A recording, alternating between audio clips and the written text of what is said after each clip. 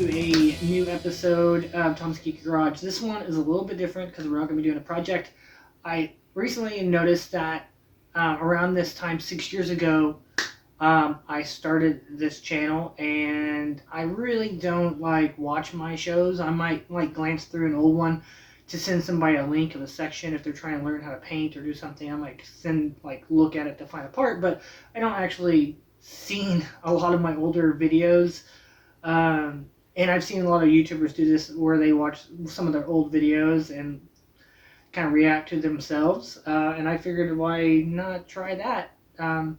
So we're going to be checking out my very first upload. We're going to watch it together here and see, how much it's changed since now that we've done it for 6 years to the very first time. I remember when I first put the first one together, I was watching Angry Video Game Nerd, and he did a behind the scenes of how he puts the show together, and I was so fascinated with his process of how he did it. And I was like, oh, I want to do a show like that where I could do animations and do skits and then projects at the same time.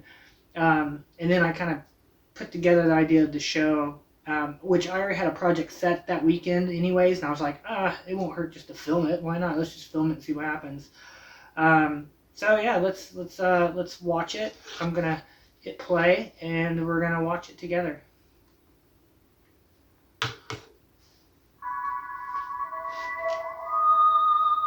Title card's pretty much the same.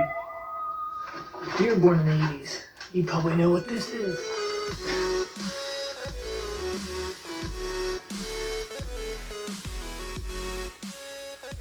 You got the classic intro here. I like the intro. The two Ecto ones that we're going to be restoring today. I picked them up on eBay for about $5 a piece. Even though you're missing a lot of parts, that's a good deal. I'm going to be able to make molds of the parts that I like my little camera moves here. Finish the second car. Look at my hair.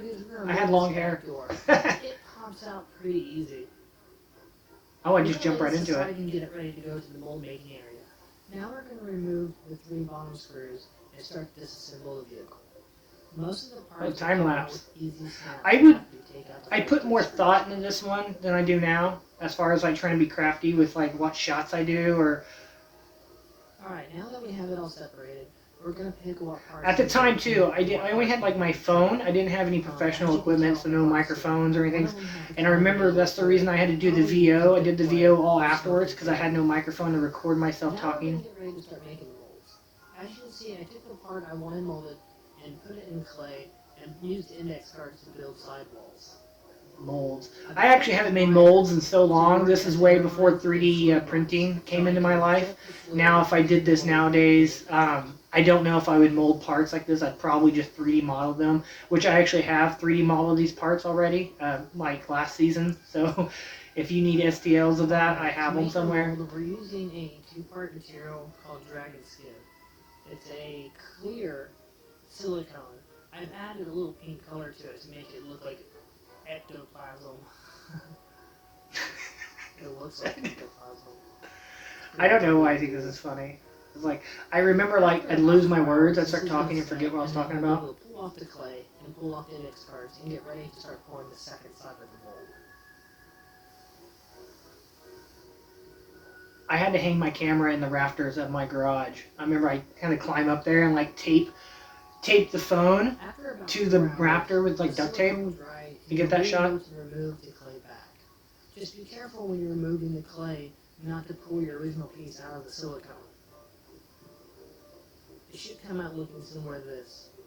Now we're going to be able to box this up with some cue cards and be able to pour our second half of the mold.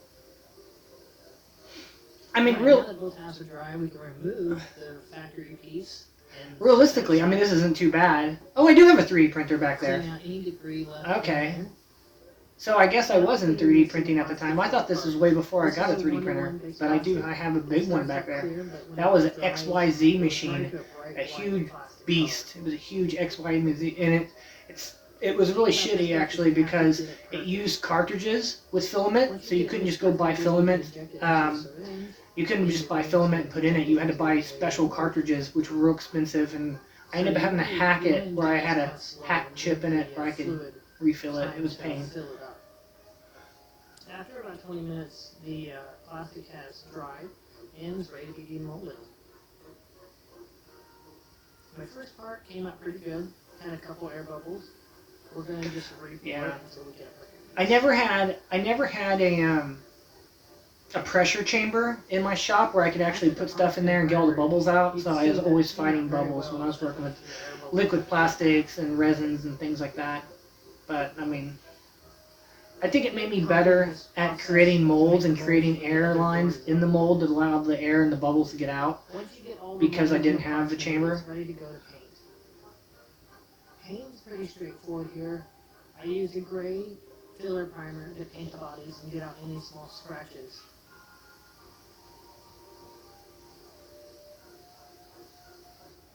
I'm going to be painting the bodies with auto paint from the auto parts store.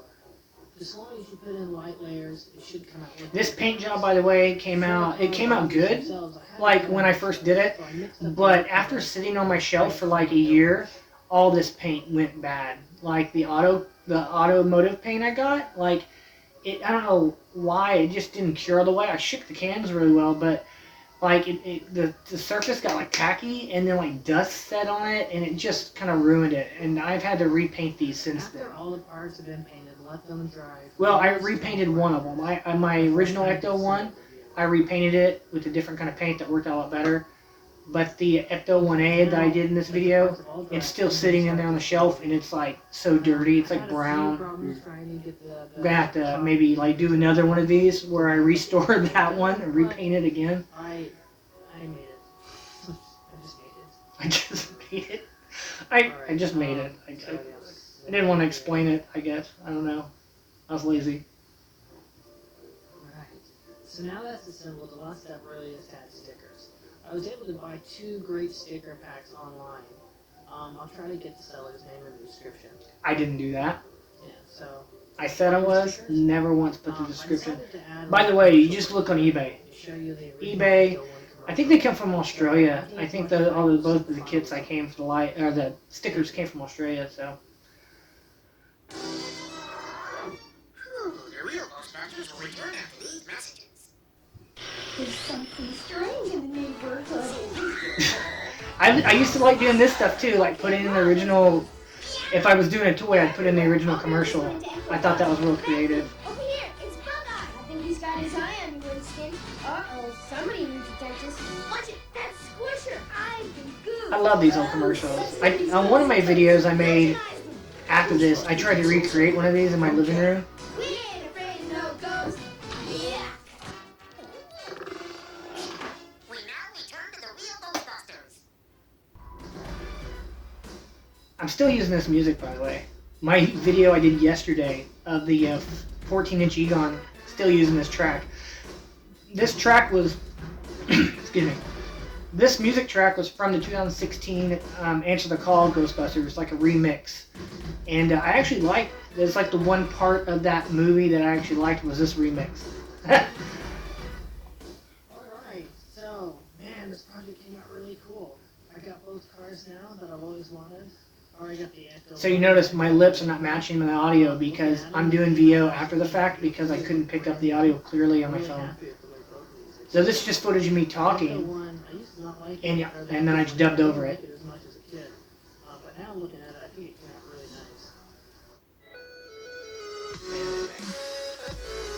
nice. Yeah. So this music, I would get copyright strikes for that music every video, which. Okay, it's over. Cool. So, like, yeah, I would get copyright strikes for that music that I use in the original intro every time I did a video, and it didn't really matter before I had 1,000 subscribers because I couldn't monetize anything or anything anyway, so I was like, whatever, I'd just take the strike. But last season, I believe, like, I got to the point where I was starting to get a lot of views on some videos, and I wanted to actually try to make money on the show. So I did record my own music, which is in the new intro. But anyways, yeah, that was different, I guess. I mean, I don't think it was horrible at all. Like, actually, sometimes, like, some of the newer shows I do, that's, like, better quality than some of the newer ones. Because at that time period, I wasn't married. I didn't have kids. I lived by myself. I had 100% free time to just goof off and make videos. So I would put a lot more time. I think that one there, I probably shot over like a week doing that project. And then setting up stop motion shots and setting up, like I did a lot more setups. Nowadays I don't have time to deal with that. Like I'm juggling 20 things with work and kids and stuff, so I don't have time to be that crazy with animation. But yeah, no, I really think it's great. It was pretty funny to watch. So anyways, maybe we'll do another one of these at some point, watch it and react to it. But yeah, that's it for today, and we'll have some more projects coming up soon.